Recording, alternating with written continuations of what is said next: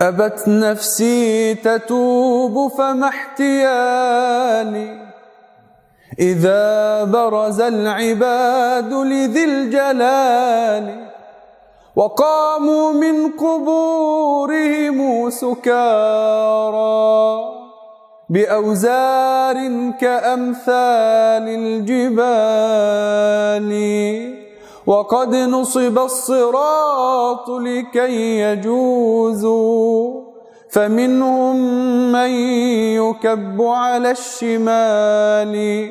ومنهم من يجوز لدار خلد تلقاه العرائس بالغوالي